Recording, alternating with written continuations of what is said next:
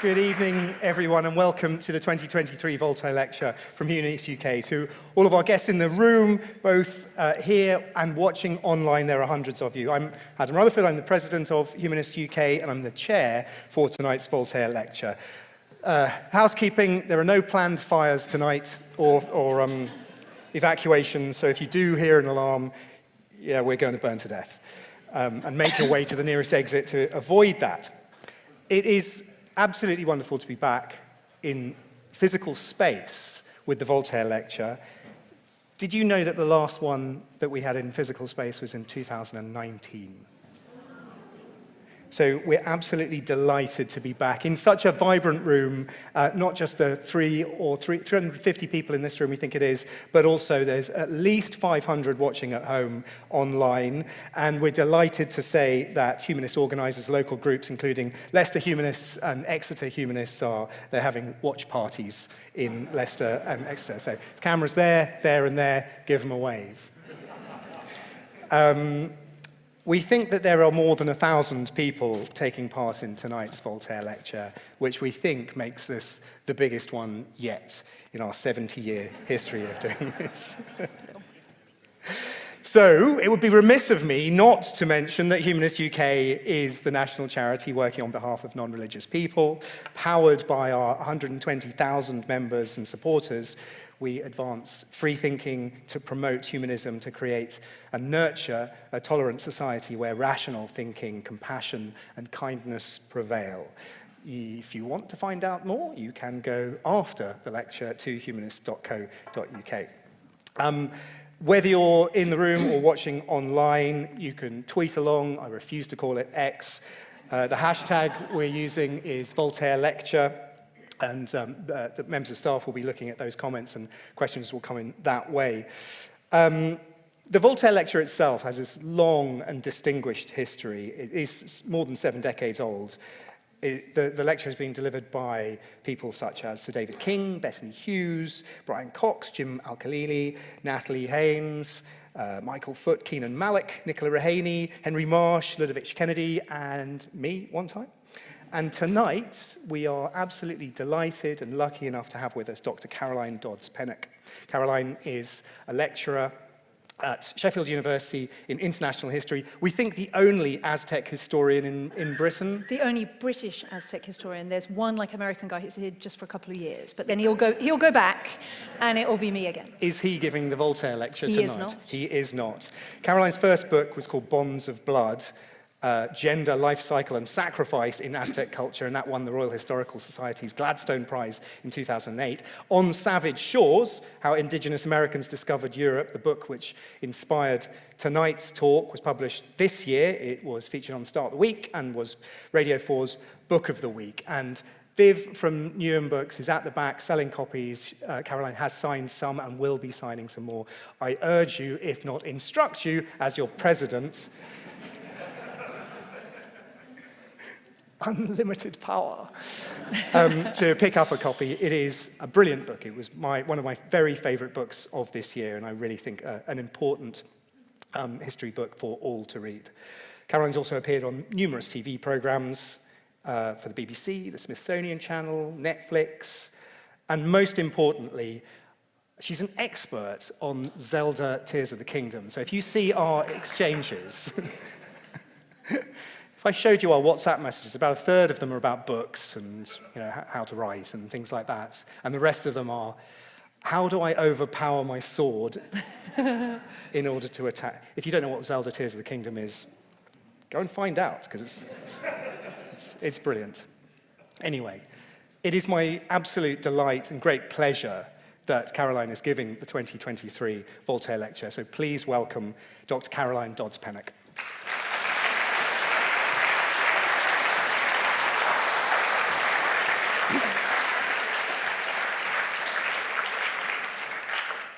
Thank you so much to Adam for the very kind introduction. No, I'm not 100% convinced that Zelda and this subject are a perfect circle in terms of the overlap of interests in the room.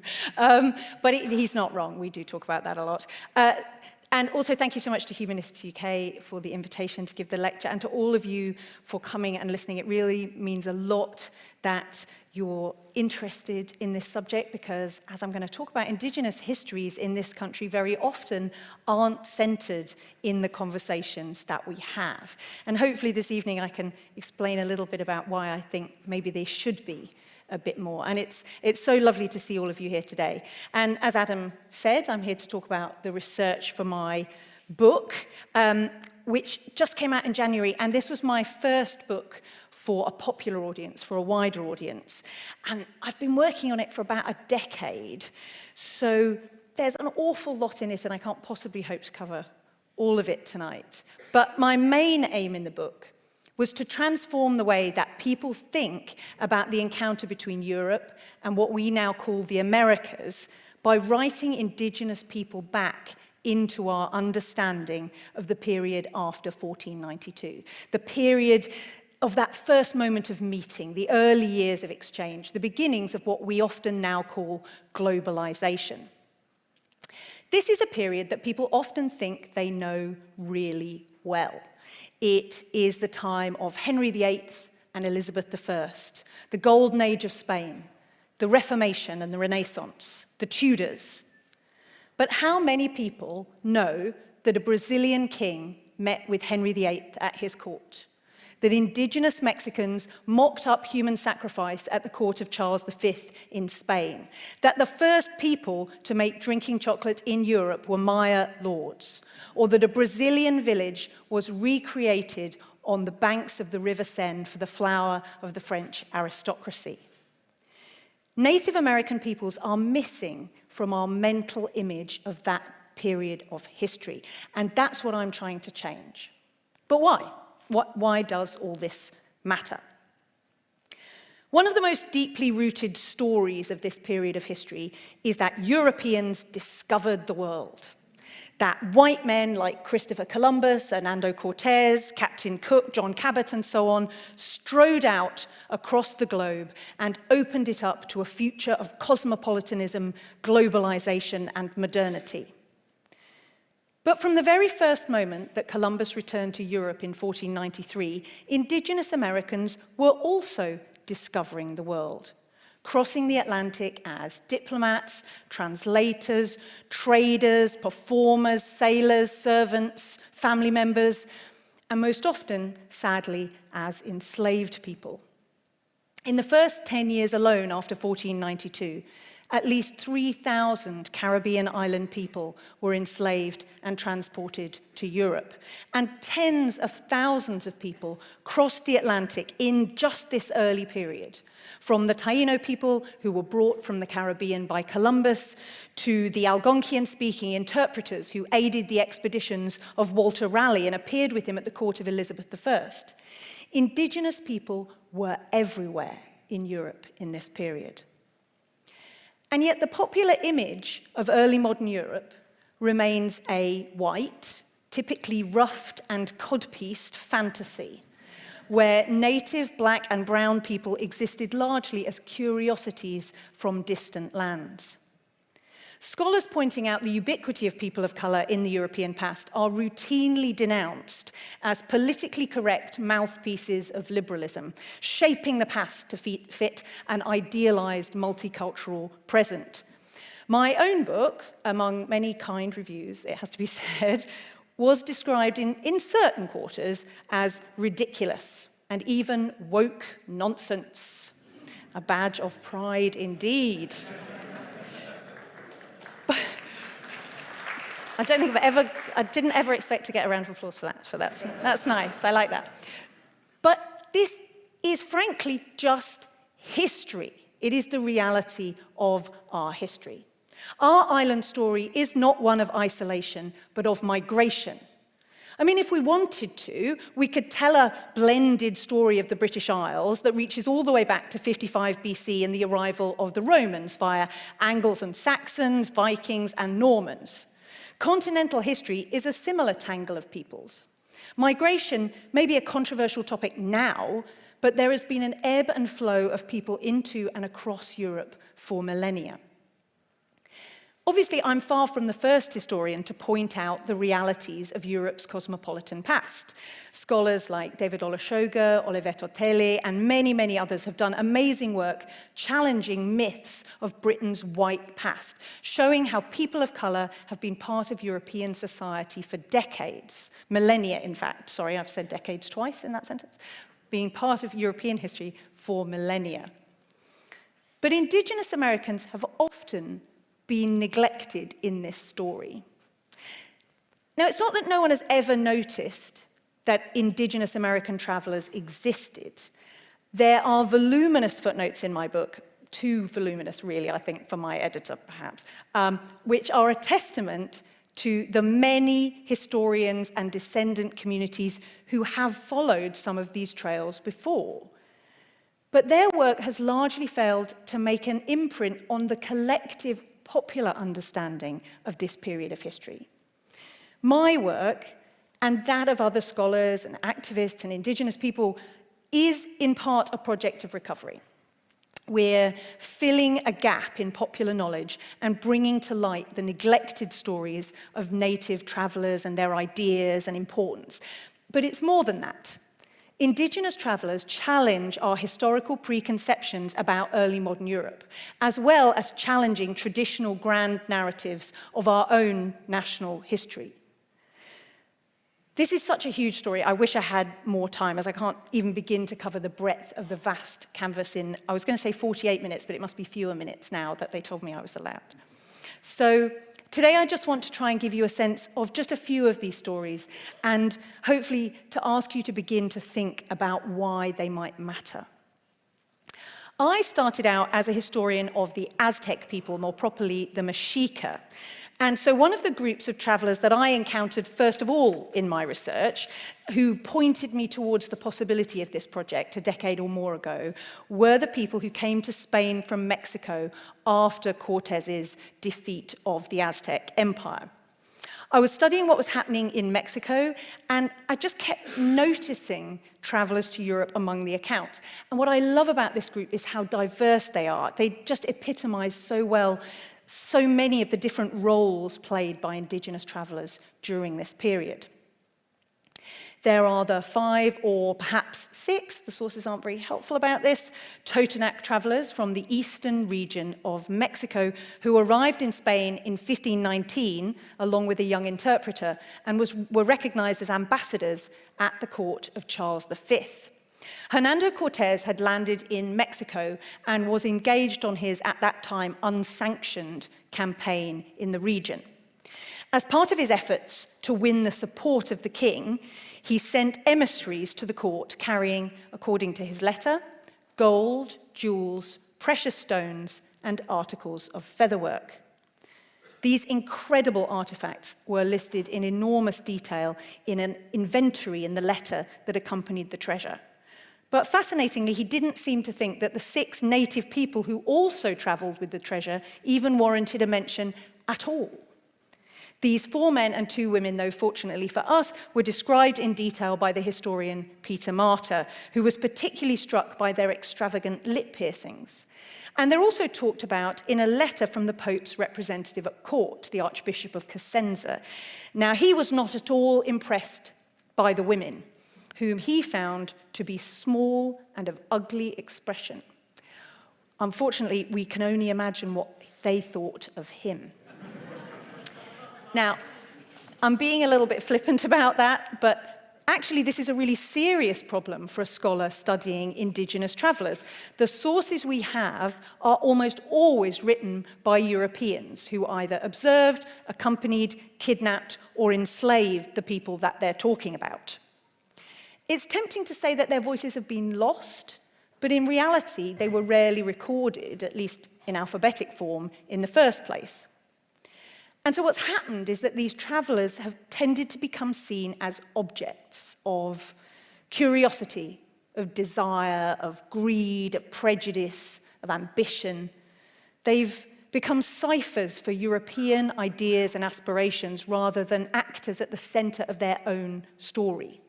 Changing that was one of the most important aims in the book. The incredible works of art that came with the Totonacs are now mostly lost or melted down. So this picture just gives you a kind of idea of the sort of craftsmanship that we're talking about. We don't have those treasures anymore. They were seen, though, by the artist Dürer, who wrote, "In all the days of my life, I have seen nothing that rejoiced my heart so much as these things. For I saw among them wonderful works of art, and I marveled at the subtle ingenuity of men in foreign lands." What I love about that quote is that he doesn't just see the treasure, he sees the human hand behind it. Unfortunately, though, for one of the most famous artists in history, he didn't draw any of it, which I find very frustrating. In Spain at around the same time as this was another young Mexican, brought to court as an enslaved person by Juan de Ribera, one of Cortez's envoys. And he gave a graphic demonstration of Aztec practices of human sacrifice and captive taking to the horrified fascination of observers who, again, fortunately for us, included Peter Martyr. According to Martyr, after dragging his unfortunate colleague around by his hair, the Aztec threw him to the ground, and he feigned to cut open his breast above the heart with a knife. After tearing out the heart, he wrung from his hands the blood flowing from the wound, and then besprinkled the sword and shield. I'm just going to draw your attention there to the word feigned. He is not actually doing this at court, but it clearly makes a huge impression on people. It's a very graphic image. A few years later, in 1526, two of the surviving sons of the Aztec Emperor Moctezuma, Don Rodrigo and Don Martin, traveled to Spain as ambassadors of their noble families and met with Charles V at court before being sent to study Christian doctrine at a monastery in Talavera. Rodrigo seems then to have stayed in Spain, while Martin, like many young indigenous nobles, threw himself into transatlantic politics and crossed the ocean repeatedly in pursuit of his family's and his own ambitions. What we would now call soft power was something really vital to Crown strategy in this period. Remember, there are far more indigenous people than there are colonizers in this early period. And so Rodrigo and Martin were just unusually prominent examples of the Spanish strategy of transporting native people, often children, across the Atlantic to be indoctrinated with the intention that they would then return home and lead by example, spreading Christianity and civility, of course, on their return home. Martin, or to give him his full name, Martin Cortés Netzahualtecolotl, was one of the 40 or so Nahua men, and perhaps women, it's not entirely clear, who later accompanied Cortés on his first return to Spain in 1528. Now, just to be clear, when I say Nahua, I mean Nahuatl speaking. These are the people, this is the language of the Aztec Mexica people, but it's also the language of a lot of groups around central Mexico. They speak lots of different languages, but Nahuatl is one of the biggest language groups. Still today, even though hundreds of languages were spoken at that time. So, anyway, this group of Nahua people, 40 or so, attracted an awful lot of attention, unsurprisingly. And, as well as chronicles, histories, and accounts, we also have a costume book made by an Augsburg engraver named Christoph Weiditz. And so we can actually take a peek at these people, or what he says these people looked like in person. These are two of them up here, obviously.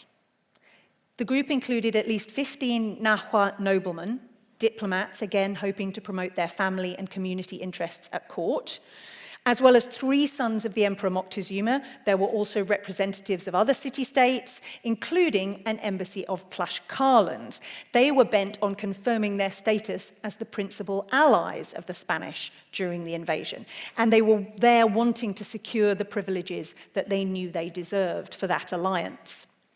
These diplomats held powerful claims as descendants of hereditary rulers, and they were recognized as official envoys by a Spanish crown keen to legitimate its empire in the Americas by allying with the people that it saw as the señores naturales, the natural lords of the land. Cortés pulled out all the stops to promote his venture and secure his influence at court, bringing a heap of glittering treasures, as well as curious creatures never before seen in Spain, like an armadillo, a possum, pelicans, jaguars. There's actually an amazing story where he's bringing the jaguars back on the ship, and one of the jaguars escapes, and it's kind of running around the ship, chasing, and people are jumping off the ship. And it's a very dramatic, somebody should make it into a film. It's a very dramatic story. Now, just before I move on from this slide, I want to mention that these two here aren't very much what they would have looked like at the time. These are exoticized stereotypes. Feathers, even as early as this, so 1528, have come to be a marker of indigenousness. It's much more Brazilian, what you're seeing here, than it is Mexican. And also, the guy on the left, you might just, if you look carefully, be able to see that they've added the feathers around his waist for modesty at a later point. They're not original to the picture. Much more realistic are these images, because among the group, we have not just entertainers, jugglers, tumblers, and dancers, but we also have about a dozen Tlaxcalans, the Spanish allies, remember, who played the traditional Mesoamerican ball game, which you can see here, with great dexterity and impressed the court. Now, not only the players, but also the ball itself would have been quite a spectacle for Europeans at this time. More than 2 centuries before the French geographer Charles-Marie de la Condamine is credited with becoming the first European to encounter rubber, the Spanish colonist and writer Gonzalo Fernández de Oviedo saw these men and described seeing the heavy ball which is made from the sap of certain trees and other mixtures which made the ball bounce greatly. This is a rubber ball. Oviedo actually is really famous for his natural history, which is most Europeans' first introduction to other indigenous things like pineapples, tobacco, barbecues, and hammocks. The last 3 of these are all words from indigenous languages as well. Not to mention indigenous technologies. This isn't something I have time to talk about in detail today. It's in the book, but you may not realize that so many of our words come from the hundreds of indigenous languages. Chocolate, hurricanes, toboggans, avocados, even the iconic British anorak are all indigenous words and concepts. The entertainers also included jugglers like this man on the left who tossed logs into the air with their feet, as well as I mentioned as musicians and dancers whose grace so delighted Charles that he sent them on to Rome to entertain Pope Clement VII. These people aren't just coming to court, they're traveling round Europe and being seen elsewhere. My favorite picture, though, is this one. It's not one of the most exciting, you might think, but it is perhaps the most plausible. What we can see here is 2 men playing a gambling game, probably patoli, on the grass. Gambling was hugely popular in central Mexico, and these travelers must certainly have found ways to pass the time just lingering at court. Maybe Vidit saw these men waiting on the grass. There must have been a lot of waiting around for the entertainers. Or perhaps they're figments of his imagination to some extent, a combination of what he saw and what he thought they might have been doing. But the reason I like this picture is because it reminds us of the impact that these people made. It reminds us that they were there, that people saw them, talked to them, wrote about them, painted them, sometimes even married them. And that's a small thing, but it's so often forgotten, the very ordinariness of their experience in Europe. We often focus on the spectacular, understandably because it's so interesting and there's such a lot about it, and we forget the ordinary. Now, this group of Nahuas stayed in Spain for at least a year, mostly living in Seville after visiting the court, but also traveling around the country. One, Benito Matatlakeni, even visited Rome just to see the Pope. He was a kind of tourist, as far as we can tell. The detail bills for their stay are in the Archive of the Indies in Seville. This is one of them. It just gives you an idea of how easy these accounts are to work with. Even if you read Spanish, you can tell this is not easy to work with, and it is one of the more legible of the accounts that exists. These are Roman numerals on the right. You can see they're totting up the amount that they paid to look after the group of travelers. I don't have time to go into this in detail, but the reason it's highlighted is that it shows really grimly, in fact, in such an everyday account, the tragedy of their experience as well, because what it's saying here is that we were paying for 9 people, and then, you might just about see at the top, then because they died on the 23rd of April, they started paying for fewer people. And then lower down it said, and then on this day in May died Don Anton and then Don Fernando. And what this is essentially is an account of how they keep paying less and less and less as the indigenous people die. It wasn't what I was expecting to find in a bill like this, because we know from these kind of records, which seem very dry, they actually allow us to follow the path of these men through Spain, show that the crown paid for them to be provided with rich European-style clothing, food, medical care, and lodgings before agreeing to pay the passage of the surviving men back to New Spain. But the records also tell this really grim but dispassionate story of their experience. And it's an experience shared by many indigenous people who come to Europe in this period. They simply die before they're ever able to return home. We can't know what they died of, with waste in the streets, foul water, poor sanitation. Seville is a dangerous enough place for its regular inhabitants.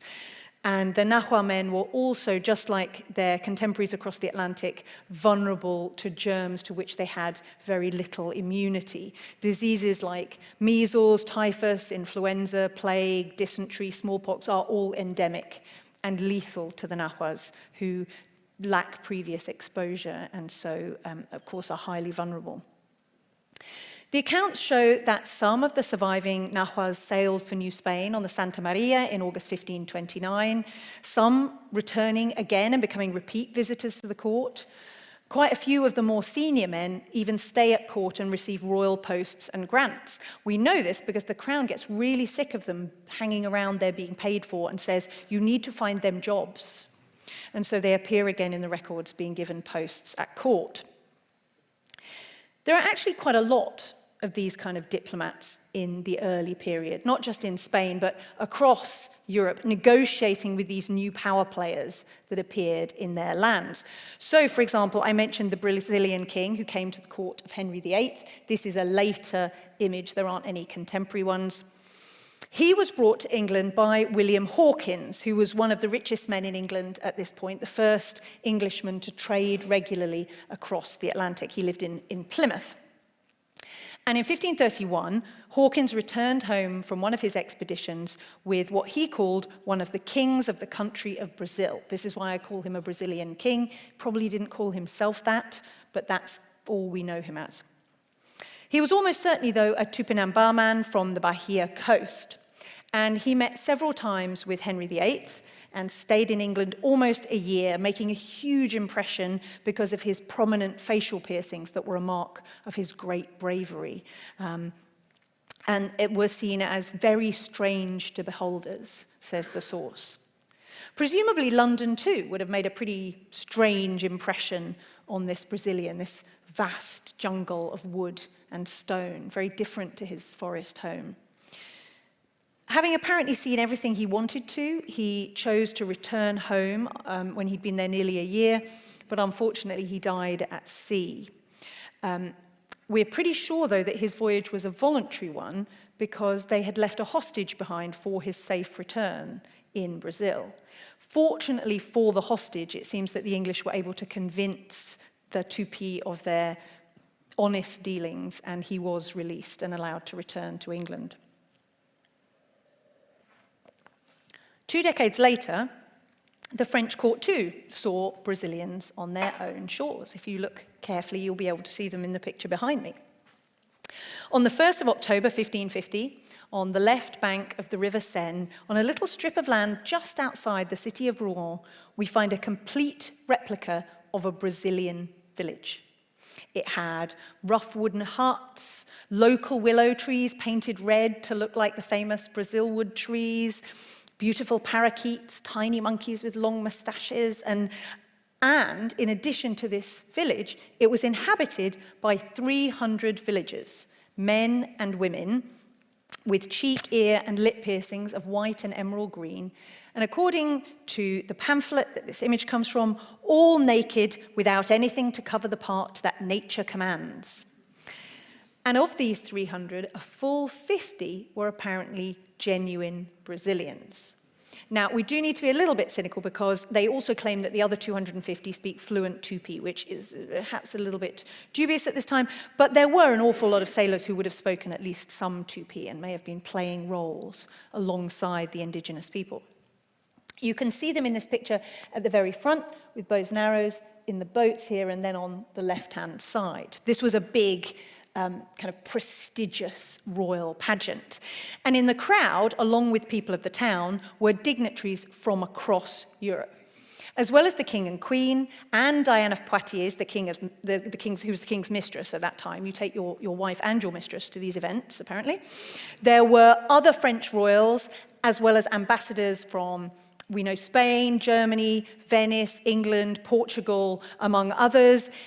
I think it's very likely that Mary, Queen of Scots, was actually there too, as she was staying in Rouen when this happened, so it would have been very strange if she hadn't been invited. Now, this is a really international extravaganza, and it's a carefully conducted piece of propaganda.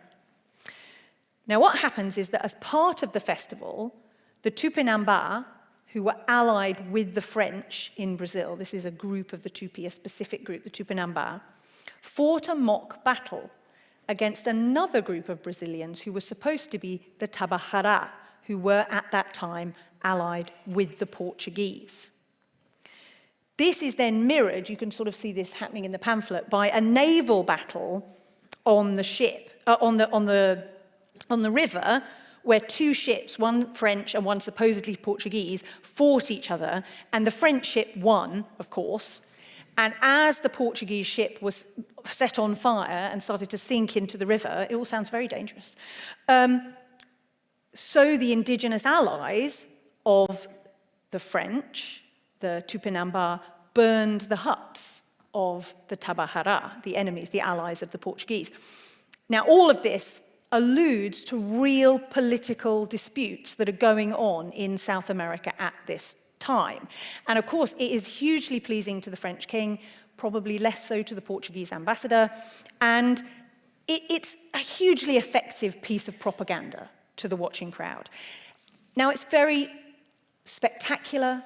This is the kind of thing that we do occasionally see historians notice and talk about in the accounts, that these indigenous people were there, part of this incredible piece of crown propaganda. And that's how it's normally talked about. But what interests me more is the Tupi people themselves, what they were doing there and what happened to them.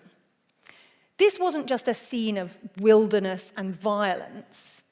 It wasn't just about this battle. It is also a busy village where Tupi people were seen cutting Brazil wood, carrying it to a specially built fort on the river, loading it onto a boat ready for transport. These very everyday interactions were being mimicked that would have been taking place in Brazil all the time. And it also reflects the realities of not just European politics, but also indigenous politics. This spectacle is usually seen by historians purely as theatre in the service of crown power. But it included 50 indigenous Brazilians forming part of a spectacle intended to reinforce their alliances with the French crown. Were they there voluntarily, active participants in the way their world is being displayed? Were they captives, forced to perform on a pre-prepared stage? We just don't know. But we need to ask that question and wonder about it. And I've always wondered what happened to them after the performance. Do they return to their own country, join crews shipping the Brazil wood? Maybe some of them just stayed and became part of life in the city.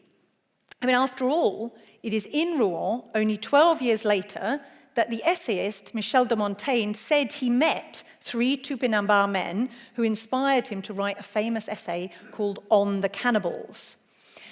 That essay is fascinating. It gives us an insight, brief and problematic though it is, into possible indigenous views of what it was like in Europe for them.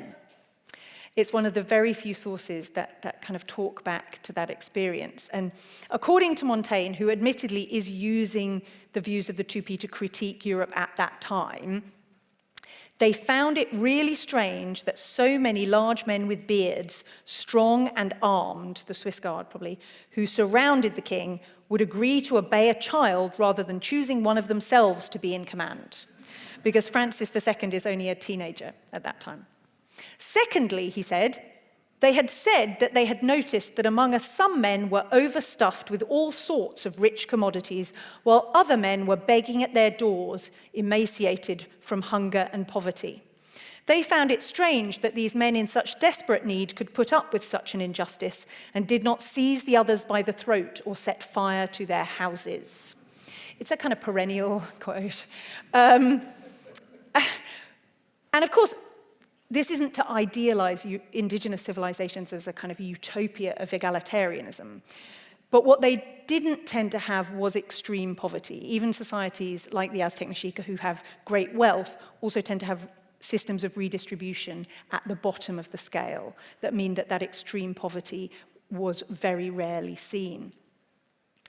And of course, this is just one view, filtered through the writings of a European who is interested in critiquing European hypocrisies. But the few records we do have of indigenous views suggest that many of them did find the vast inequalities of Europe, where extravagance and poverty sat side by side, incomprehensible.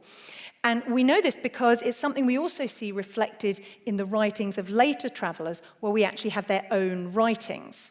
So in the mid-19th century, for example, the Mississauga Chippewa chief Mangwudao, who is also known as George Henry, he's the second from the left here in this photo, wrote an absolutely amazing pamphlet about his experiences in Europe as part of a traveling show. He talks about how London is a wonderful city, but the people, he said, were like the mosquitoes in America, biting at one another to get a living. Many very rich and many very poor. He goes to see Queen Victoria and he cuts at her extravagance by being critical of the fact that even though he gets tired just walking through her one house, the palace, and she has 3 or 4 more like it, she's having yet another one built. And because, and he says, the one we saw is too small for her. It's actually a really hilarious pamphlet, and you can get it online. If you look him up, you can find it online for free, because he's got this really sharp eye for the peculiarities of society in Europe at that time. He talks about how English ladies carry their heads on one side, and they hold their knife and fork with just the 2 forefingers and the thumb of each hand. The last 2 fingers, he says, are of no use to them. They stick out like our fish spears. And in France, he's very impressed with the men's luxuriant moustaches, which he says are like squirrel tails. It's a great pamphlet. Now, coming back to Rouen, the Tupi village is really fascinating, unusually elaborate. I could do a whole talk about just that. But I want to come back to the ordinariness and point out that it's actually not that unusual in France at that time. Rouen was one of the centers of the Brazil wood trade, and indigenous people had been traveling back and forth to Normandy for decades by this point. Snippets in the archives show them all over northern France, living quite ordinary lives. For example, baptismal records tell us that in 1511, a man from what is now Newfoundland was baptized in Tréguier in Brittany with the name Tudgual. And we know that 6 Brazilians came to Dieppe in 1529 with a merchant named Jean Angot, and the last one of them only dies in the 1560s, having lived and married in Dieppe. And of course, these indigenous people don't come divorced from their culture. You may know that many of the products we take for granted originated in the indigenous Americas. Can you imagine Italian food without tomatoes? Roast dinners without potatoes? I mean, Christmas is coming up, not yet, but in the nearish future. Turkey, roast potatoes, and cranberry sauce, all from the Americas. How about Indian food or West African food without chilies or peanuts? I could go on and on. Again, this is another whole talk. It's a whole chapter in the book, and it only scratches the surface. But even if you knew about all these foods, you probably don't think very often about the indigenous influences behind them. I mean, who do we credit with introducing tobacco and potatoes to Britain? That's right, Walter Raleigh, despite the fact that people were smoking and eating potatoes in Europe for decades before he even thought about going to the Americas. And the indigenous people a slight sidebar, but I went to York's Chocolate Story with my family not so very long ago. And they told me there, they tell you in the first kind of room of the history of the presentation, that Cortés brought the secret of chocolate to Europe, where it was kept hidden by the Pope and the King of Spain. And this is all based on absolutely nothing at all. It's just made up. I wrote them a letter, they didn't reply, so I feel like I'm allowed to say this publicly now. I offered to help them, they didn't want me. In actual fact, the first reference to drinking chocolate in Europe is from 1545, when a delegation of Maya chiefs in full regalia, led by a man called Don Juan Bats, came to the Spanish court and presented Prince Philip with presents showing the richness of their lands, including containers of whisked chocolate. So the first people recorded making drinking chocolate in Europe were Maya lords. Again, it's another amazing story. The prince supposedly hears the songbirds they brought and rushes to meet Bats, who refuses to bow because he too is a king. And that's one of the reasons he's a hero in his own home community. I don't have time to tell this very long story, but it's in the book, and it's so amazing. The bells that he got from Philip and brought back to Chamelco still hang in the church there. You can go and see the bells. Now, I'm aware I should probably stop soon because I want to leave plenty of time for questions and discussion, but in concluding, I did just want to talk about one last story. This is the one that stuck with me most, that haunted me the most, I think, across thousands of lives, many of them remarkable, unusual, tragic. But for once, we do have a painting of them from life. These are drawings by John White, whose work you might recognize. He's famous for his meticulous drawings of indigenous people of what is now coastal North Carolina. These are two Inuit people who were kidnapped by Martin Frobisher and brought to Bristol. But it's not actually a picture of two people. If you look carefully, on the right, you can see a small child just peeking out of his mother's hood at the top there. This is Nutak, who was brought to England in 1577 and put on display in a London pub.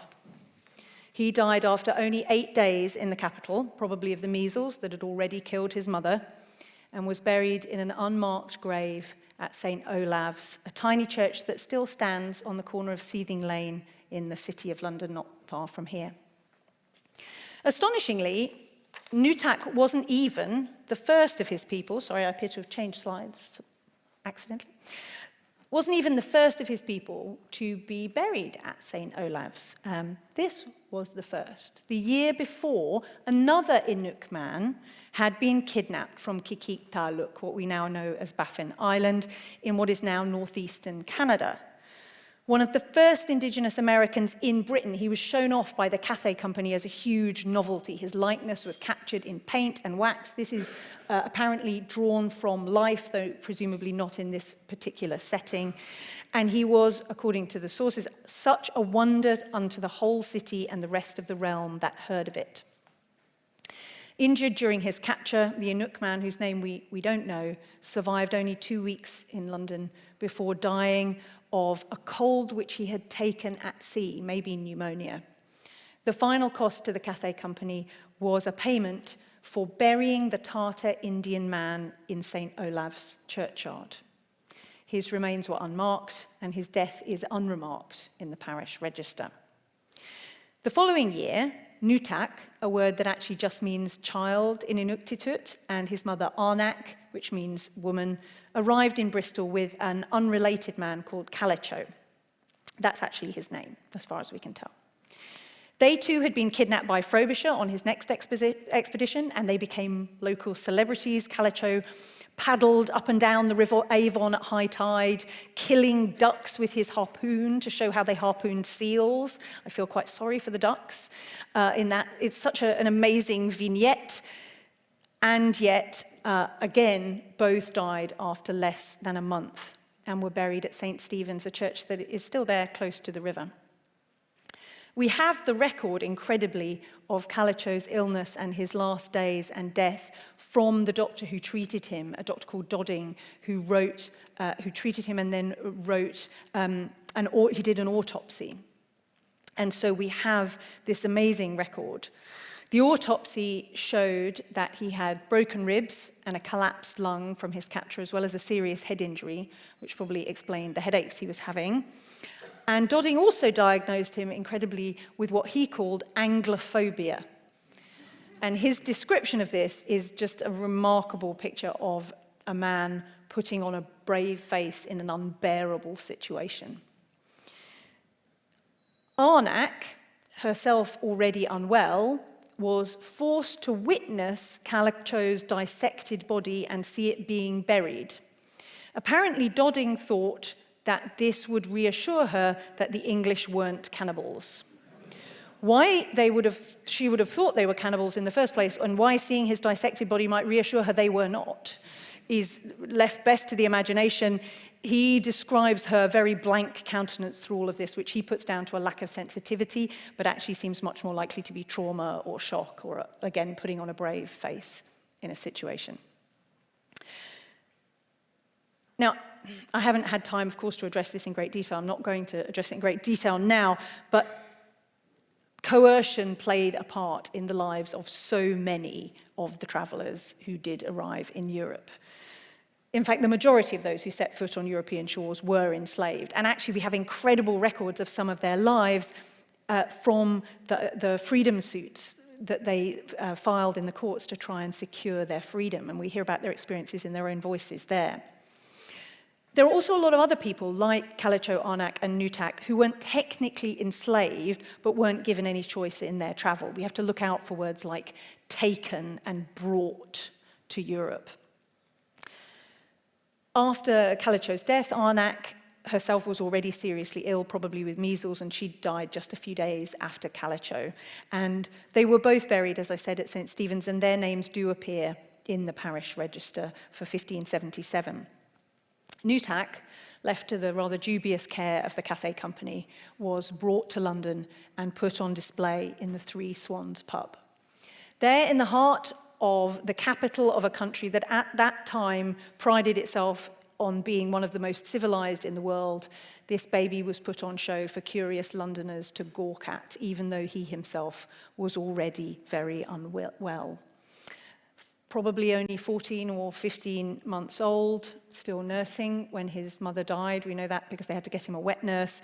He must have been absolutely terrified and extremely vulnerable. He died after only 8 days in the capital, probably, as I said, of measles, and he was buried in an unmarked grave at St. Olave's, his tiny body laid to rest near his compatriot of the year before. Again, his death went unreported in the parish register, his short life unrecorded.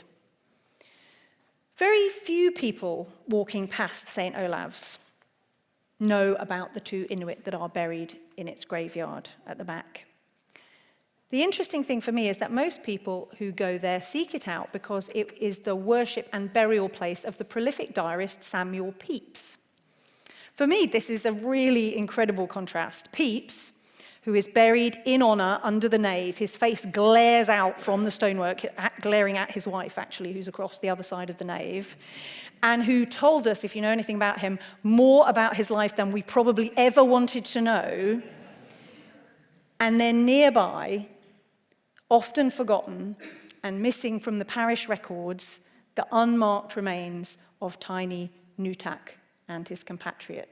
Pepys is larger in history than he ever was in life, but we have to look really hard at the past to see tiny Nutak peering out from his mother's hood. Like so many indigenous travelers to Europe, Nutak appears only briefly in history and then vanishes again. But if we're prepared to look hard enough, we can find his traces and those of thousands of other native voyagers who came to Europe as early as 1493. Each of their lives is a thread that adds color to our picture of history, enriches our understanding, challenges our preconceptions, and transforms our impressions of the past. Native Americans are a fascinating and significant migrant group in their own right, and their stories deserve to be told. But this is also a global story, a story of the dawn of our entangled world. I want to reimagine that world as cosmopolitan, complex, and reciprocal, a mosaic of influences and ideas in which native voyagers played a critical part. I've only had a chance, as I said, to touch on just a few of their histories, but I hope even just this taste has started to put them back into your mental picture of this part of history and perhaps to give you a sense of why they might matter. Thank you very much.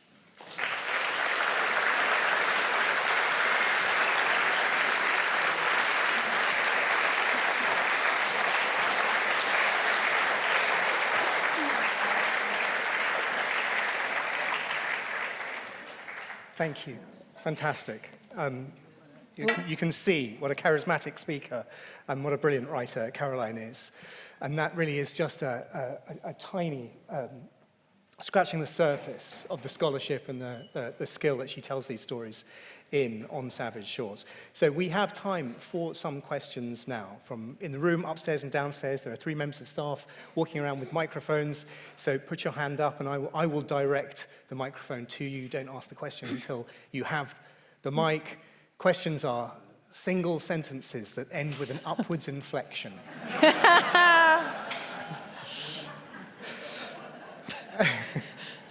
I'm looking to the men in the second row, because that's always where they sit. If you're watching at home, do enter, you can put a question into the chat box on YouTube, and they will come to the staff, and they can read them out. I've got a whole phalanx of questions to ask you, so I will start, if I may. Can you just go a bit further back in order for us to understand who these people are and the sort of structures of their society, because they're complex, and with so little time, you've only really focused on a tiny group. Yeah, and also incredibly diverse. I think when we talk about Indigenous American history, and I'm guilty of that today, you lump literally hundreds, most likely thousands of different indigenous groups into a single bucket, don't you? And sort of group them as if they are the same. And what you have is just the most incredible diversity of people, even just studying the first 100 or so years and the coast, mostly the coast, because that's where the Europeans are getting to. You have everyone from the Inuit in what is now Canada. You have nomadic and people who live kind of seasonal lives in northeastern Carolina. You have the people like the Aztec and the Incas with these huge urban cities with incredibly advanced, if you want to put them in advanced is the wrong word, but like very developed systems of social control, of social care of hierarchies, of markets. You have the Caribbean islanders who seem to the Europeans to be quite almost paradisical, or they think it's a Garden of Eden type place, but now we know they had these very advanced religious and also political structures that the Europeans just weren't aware of, all the way down to the forest Tupi people in Brazil. It just is impossible almost to describe the diversity. Mexico today has 63 indigenous languages, recognized indigenous languages, and hundreds more were wiped out just in Mexico. It's just astonishing. Tell us about the religion a little bit. We're not an organization which is super keen on religions in general, and the Christianization that you've spoken about, they don't come out of it shining well. But what is the sort of religious structures in this in the many diverse groups and tribes? Well, that's, again, the trouble is there are hundreds and hundreds of different religions and groups. They tend to be more non-monotheistic, either polytheistic or believing that there is power in all things, in the earth, in the sky, in the world, is what we think of now as relational where you think, it's actually quite a modern concept, you think of yourself in terms of your relationship with the earth and your balance with the earth. People, I think, are coming back to recognizing that indigenous ways of interacting with the planet have an awful lot of positives to them, because you have to think about consequences as well as extractions. The Aztec Mexica people, of course, have human sacrifice, large-scale temples, centralized, ordered, structured religion with a priestly class. It's almost, would you like me to do another hour? Because I can do another hour just on Aztec religion, I mean, the let alone audience on seem all pretty these other keen, religions, to be perfectly honest. or let alone on all these other religions. It's such a big question. Yeah, of course, of course. Well, look, do we have any questions? Have you got the mics already? We take questions alternating between women and men because the data's quite clear on the fact that if women ask questions first, then other women ask questions, whereas if men ask questions first. There's a woman here. So whoever's got the mic, and have you got the mic? There's a woman here as well. There's a woman We here can't right really now. see you very well. So. Yeah, it's a bit bright up here. There's a woman here and another one over here. The men will get a chance to ask questions as well. It's not. I'm just quite interested. My family was expelled from Spain in 1492 because they were Sephardi Jews. What fascinates me, I don't want to know a lot about that, but what fascinates me is what was going in and out. Because if they were all coming over and other people were being kicked out, not just Jews probably, what a complex mess, or whatever, of what was going on. Is there anything useful to say about it? Well, again, that's the beginning of a big story, isn't it? Because 1492 is actually an incredible moment for Europe generally, and for Spain specifically, because we not only have Columbus reaching the Americas for the first time, you have, as you said, the expulsion of all Jewish people from the Spanish realms, as well as the surrender of Granada, which marks the end of what's often called the Reconquista, the Reconquest. We don't call it that much anymore because it implies that the Christians had the right to conquer back this territory from the Muslims. But the surrender of Granada marks the end of that period when they recover all of Spain from the Muslims. Just a few years later, they then do the same thing they did to the Jews, which is to force them either to convert or get out. And so you have this incredible complexity of societies, and it actually really fuels what's going on across the Atlantic, because the Spanish become convinced that they are God's messengers, that they are the Catholic monarchs, a title that's given to them by the Pope, the Catholic monarchs, and that the fall of Granada legitimizes the expulsion of the Jews, which then legitimizes them in spreading Christianity everywhere else. You know, we've conquered this bit, so now we're going to spread it everywhere else. It's an incredible story of how important Christianity is in not just motivating, but also fueling that expansion. It really is an enormous story. But as you say, it creates this really blended culture in reality, where so many people come from all these different backgrounds, and even if they're being forced to appear as Christian, in reality, they have many, many different cultural origins and ways of thinking and doing and so on. That's very, very visible in Spain at that time. And following on from that, you sort of alluded to it in one of the giving the full name of an indigenous person. Was it Martin Cortés? Netzahualtecolotl. So the Christianization of names that occurs in the Inquisition in Spain and also in Portugal, how does how does that Christianization occur for indigenous people who are in Europe at this time? Well, it's really frustrating because they do Christianize and they baptize people, and they baptize nearly everybody, Martin or Pedro or Rodrigo or one of about 3 other names, which makes it really, really hard to work out who is who. Even Cortés, so I didn't talk to, so there are at least 3 Don Martins who are really important and appear in the sources at this point. There's this amazing song that is written by indigenous Mexicans accounting transatlantic voyages, and it talks about Don Martin. The song is written in only about 1530, and there are already 3 incredibly important Don Martins by that point. It could be any of them or one of another 5. But what's super interesting is that status seems to matter more than racial identity, for want of a better word, in this period, or heritage. And so they often retain names like Moctezuma or Netzahualtecolotl, or things that gesture to their indigenous heritage as well as to their baptism. And that's because your social status is really, really important, not just your racial heritage.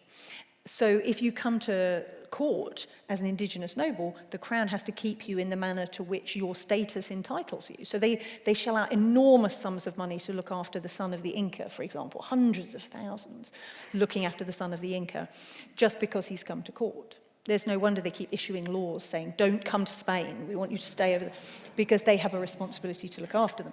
So you get this blended, deliberately blended identity where people are drawing on both their indigenous and Christian heritage. So you don't have to become Spanish, you might become Hispanized, but your heritage stays important as well.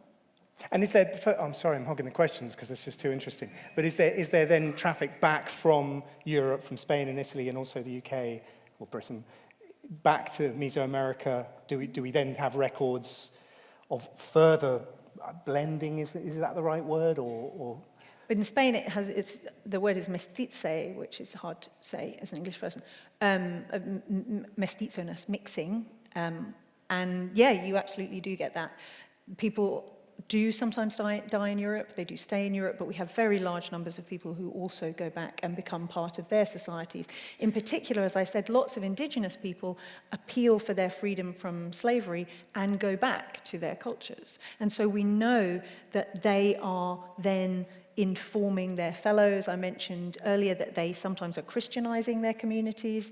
They sometimes are fomenting rebellion against this. There's this amazing pair of people, Manteo and Wanchese, who come with Walter Raleigh. I mentioned they were his translators. So one of the expeditions of Walter Raleigh brings these two men from what is now Roanoke and Croatan, just round there in North Carolina. And they are brought to England, and they become famous because they help a man called John Harriot produce what is often called the first indigenous alphabet. And it's often also called John Harriot's alphabet, even though he works on it with these two indigenous people, because clearly they weren't relevant. And I was cross about that. But anyway, I'm not going to tell their whole story. It is a long story. They go to court with Walter Raleigh. This is why cool. You have to buy the book. Yes, buy the book. Right. It's cool and interesting. The reason I mention it is that when they go back to the Americas, Manteo stays allied with the English, really closely allied with them. He becomes one of the most important translators and leaders. We know how closely allied he is with them because he's not only the first indigenous person baptized a Protestant that we know about, but they give him a gun. They never give indigenous people guns, and he was allowed to have a gun. Wanchese, on the other hand, the second they land, runs away. And as far as we can tell, he goes back to his community and starts whipping up trouble against the English, having seen what they're capable of. So even in one expedition, you have two really different responses to coming to Europe. I've forgotten why I was talking about that. Sorry. Maddie, you've got a question down there.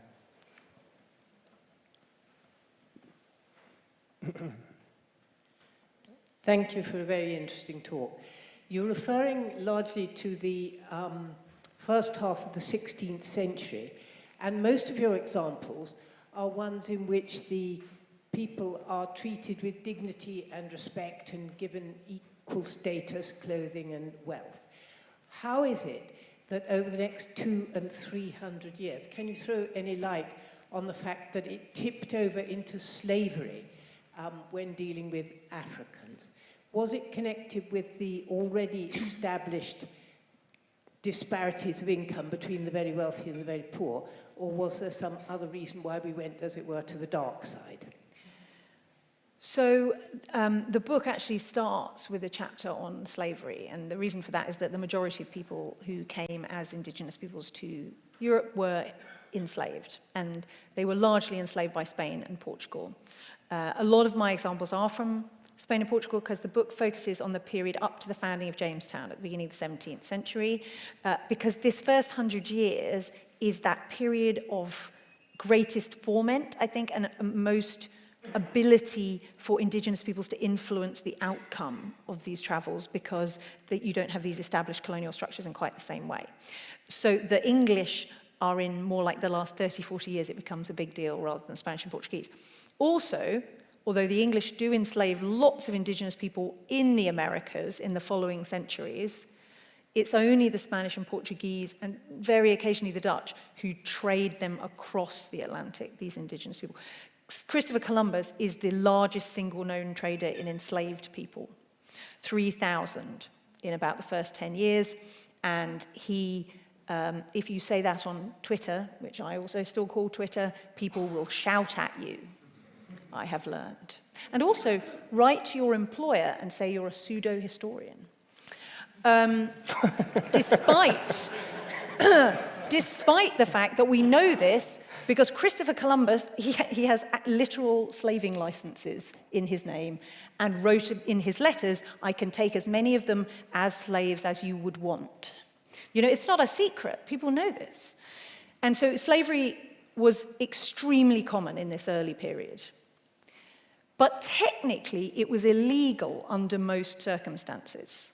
There are only 3 exceptions to being allowed to enslave indigenous people. Technically, you're only supposed to enslave them if you are rescuing them, which usually means either from human sacrifice or slavery, if it's a just war, or if they're cannibals. This, of course, produces an awful lot of people going around and saying, they are cannibals, and then you enslave them. And those edicts, they're coming from the Pope? From the Crown. The Pope keeps saying, you can't enslave these people, they are neophytes, because the reason the Spanish have power in the Americas in the first place is because the Pope has said, you can have this land if you evangelize it. This is different from the British, so they have to be kind of paternalistic and caring and treat these people as potential Christians. But they also, some of these people want to enslave them. It's a very large story again. And you mentioned how we sit this alongside the kind of larger transatlantic trade in enslaved Africans and African-descended peoples. And, I mean, we're talking about probably several 100,000, but nowhere near the 12 million that is estimated for enslaved African peoples. That said, it very rarely even gets mentioned in the context of the transatlantic slave trade. People don't realize that indigenous people were enslaved here. There's a whole complex history that Adam might be better placed more probably than me to talk about the development of racial hierarchies and the growth of scientific racism, which justifies the enslavement of Africans in a way it doesn't justify the enslavement of indigenous peoples. But indigenous peoples often are, right up into the 19th century, enslaved alongside and with Africans. And in many cases, like in the US South, are in fact racialized as black so they can be enslaved as, alongside Africans, and so they lose their identities. There's an awful lot of work being done on this now and still to be done. There's a wonderful book. I'm going to stop talking about this, so I'll just say there's a wonderful book by Andres Resendez called The Other Slavery, which is all about Indigenous American slavery, that was written for a popular audience as well, which is really, really good if you're interested in it. Great. Okay, people are now queuing up, I can see. There's a gentleman up in the balcony there with the mic. You go first, and then we'll have one down here, and then one from Maddie on this side. Adam, it's actually maybe controversially a question for you, because I followed you from Rutherford and Fry through the start of the week, humanism, first revelation there. Is this about Mesoamerica or indigenous people? No, yes, it is, because what I want to hear about is from an avowed humanist you, what this lecture has meant to you, because I've heard it as history, and I've heard it a lot of religion, but as I'm new to humanism, so I'm really interested to hear what this means as a humanist to you or to anyone else who wants to speak to that. Well, I tell you what, because we're not here to listen to me tonight, I've already got my Voltaire medal. Though I am interested what the answer to that question I'm is. going to save that answer to the citation at the end when I don't think it's a surprise that you're getting a medal. No, they said. Okay. I've never got a medal before. You're about to get a medal. And there is a specific citation which we write in order to justify. I think it's fairly obvious that we don't need to justify. But it is, in answering that question, I think that is answered in the citation. So if it's all right, I'm going to hang on to that until we get to, in about 10 minutes' time, the end. But thank you for asking that, because the way we select the various speakers for the prize lectures over the course of the year is requires a lot of thought, not just about the interest, the intellectual stimulation of the subjects and the expertise of the speaker, but also how those thoughts and how those ideas contribute to a humanist way of thinking. So let's have a question which isn't directed at me. The mic down here. Yeah. Caroline, super talk, thank you very much. Thank you. In terms of ideas and philosophies, a lot went from east to west to the New World. Can you give any examples of philosophies, ideas, and ideals that persisted as a result of Americans in Europe? Well, there's some amazing work on how Indigenous ideals actually informed the beginnings of American democracy. Supposedly, the Great Peace and the 5 tribes came up with ideals that then informed the Founding Fathers. There's quite a bit of on this in The Dawn of Everything by David Graeber and David Wengrow, which is really, really interesting. It's really hard to trace Indigenous philosophies that inform Europeans because they don't give credit to Indigenous peoples when they listen to them. But we know, for example, that technologies that are embedded in indigeneity are really, really quickly adopted and suddenly become European. So hammocks, for example, transform seagoing within 30 years of encounter, just really immediately. And it suddenly allows far more people, far more comfortable shipgoing really, really quickly. Canoes are indigenous. The waterproofing of garments comes from indigenous cultures. And they don't, as I said about foods and so on, they don't credit Indigenous people with these things. What we have is an Atlantic in which everything has been Europeanized. And that happens in our national narratives. So, like I said, Walter Raleigh discovered tobacco and potatoes. You have Europeans discovering foods and bringing them to Europe. What you don't have is this back and forth that we know is happening. But we do know that they are intermarrying with Indigenous peoples, that they are, so in Spain, in Spanish America, and in British America, they preserve many of the indigenous social and tribal structures within what they see as colonial society, but they just keep them because it's more convenient. In Mexico, they already have cabildos, is what they're called, which are essentially democratic deliberative councils, and they keep them. They let Indigenous people keep electing people to these councils and informing governance. We have loads and loads of letters from these Indigenous councils that just keep persisting. And you don't have anything that's exactly like that in Spain, but it carries on in Mexico. So you do very much get that blending. There are whole books written and still to be written on that. I'm sorry, I feel like I give very long answers to questions because they're all good so answers, big. though. I mean, I want to add to that as well, because I think that one of our champions is Darwin, and we have the Darwin Lecture in February. And we all know he traveled extensively on the Beagle for 6 years in the 1830s. And this is an important part of the narrative of evolution, specifically as applied to humans, which he hadn't done in The Origin of Species and wrote up in The Descent of Man in 1871. But this is a time of universal scientific racism, where classification, Caroline alluded to a minute ago, where the innate qualities of races are immutable. They cannot change over time, and they are essentialist. So these are the characteristics that these people have, and they don't change. Now, Darwin introduces evolution into our understanding of life on Earth, and in The Descent of Man introduces the notion which runs very specifically counter to the otherwise universally held belief in racial essentialism.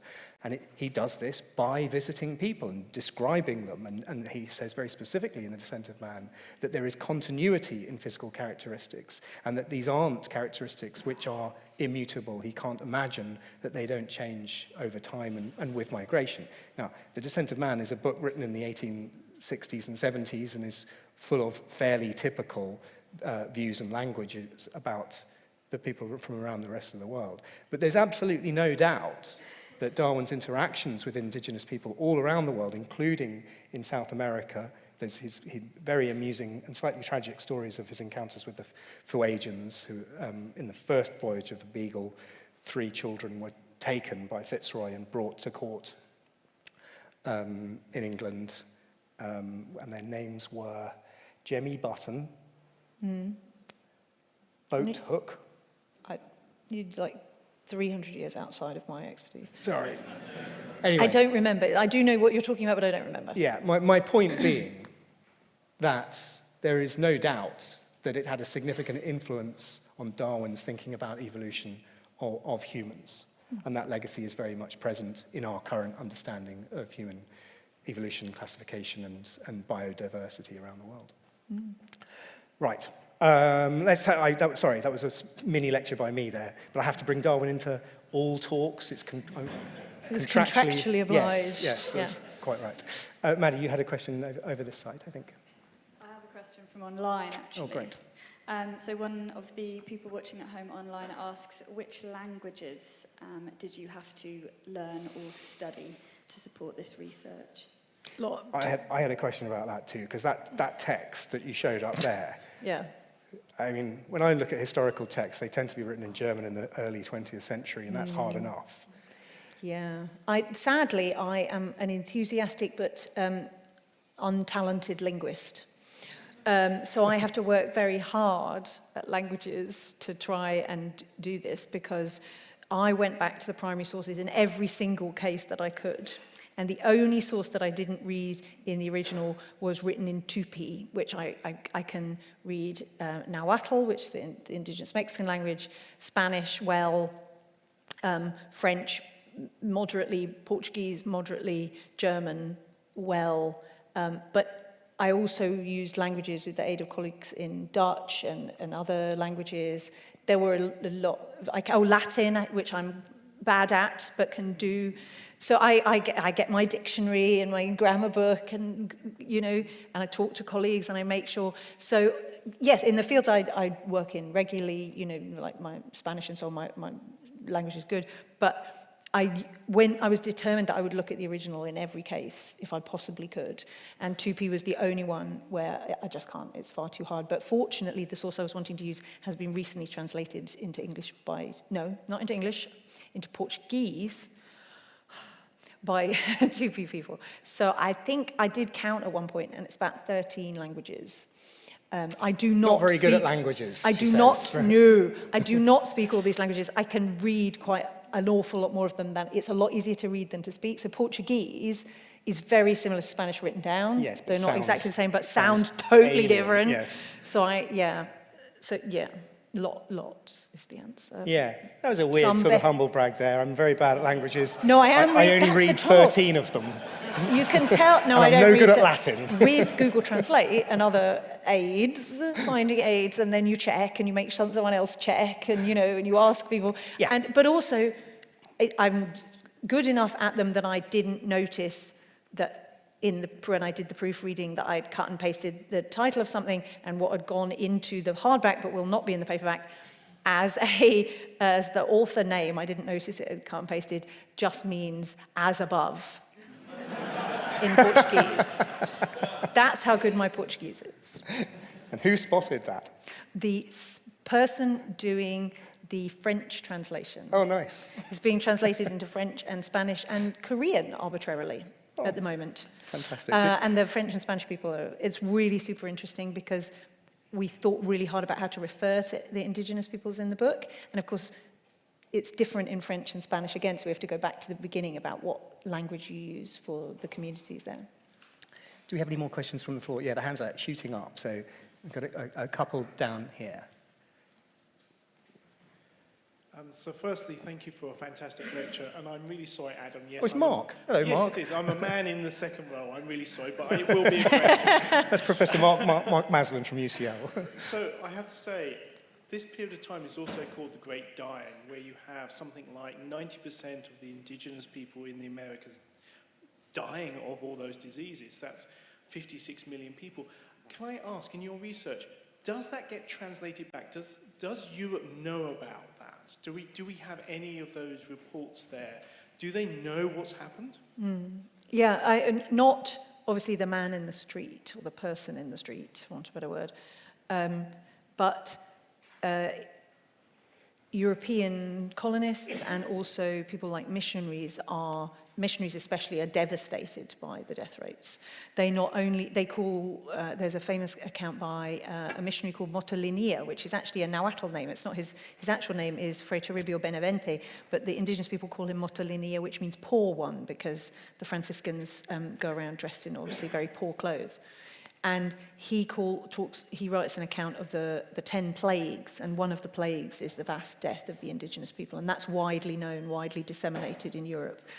For people who don't know, you of course referenced the lack of immunity among indigenous peoples, but that is compounded by the violence and the displacement of colonialism, which leaves them with no carers, no support. And that's something that, again, so another Franciscan, Sahagún, who writes a big history, he talks about how people die not just of the diseases, but because they've no one to care for them when they catch the diseases. So it is known, it's something that is just an astonishing, an unimaginable tragedy. It's like in the first 100 years in central Mexico, which is particularly densely populated, so people die more quickly, you're talking about something like a 90% death toll in the first 100 years.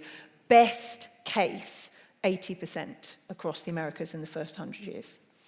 In the first generation, you look around and imagine 3 out of every 4 people in this room dying in one generation.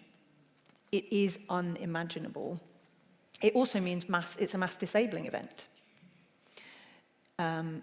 It was very strange having studied this and then living through COVID and writing this book, and it's quite something to do that. It also meant I didn't get to make the trips I wanted to make. But that's less poignant. But it's just astonishing. So it is quite clear that people do know. It's sometimes credited to innate weakness by indigenous people, but more often it seems like they are perfectly well aware that it's about transmission. They understand about immunity. They know that if you've had smallpox, for example, you probably won't die of it in the future. It is quite widely recognized, and there's a lot of agonizing goes on, especially amongst religious men in Europe, about what they can do, because the fear is that people will die before being baptized, and so they'll go to hell or to purgatory or to limbo. So there's a genuine, like a sincere urgency among these religious men about the need to baptize people and to bring them to Christ before they die. I'm going to draw proceedings to a close now so we can... With that ultra-humanist ending. Sorry. Maybe you have another question.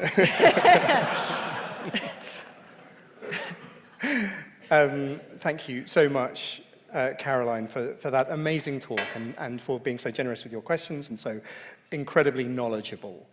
As you can see, there were many questions, and I know that we didn't get to all of them at all. Caroline will be signing books at the back, and you might have an opportunity to ask her a question. She promises not to give quite as long answers. Sorry. So we can go and have a drink later on. But it is in the great humanist tradition of challenging orthodoxy and welcoming debate and stimulating our minds. Caroline's work has invited us all here tonight and online to ask critical questions about the world and our shared histories, to think for ourselves and to act for everyone. So it is my great pleasure to present Caroline Dodds Pennock with tonight's medal. The citation is for her revealing histories of early contacts between human civilizations, for upending traditional assumptions of history, for expanding our understanding of civilization, and in doing so, shedding light on the human condition. It is my great pleasure to present Dr. Caroline Dodds Pennock with the Voltaire Medal 2023. Oh, wow.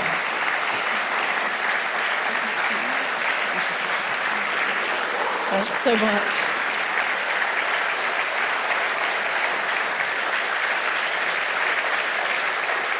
What do I do? Have a seat and I'll just give a wrap up, okay? Yeah. Thank you. Wow.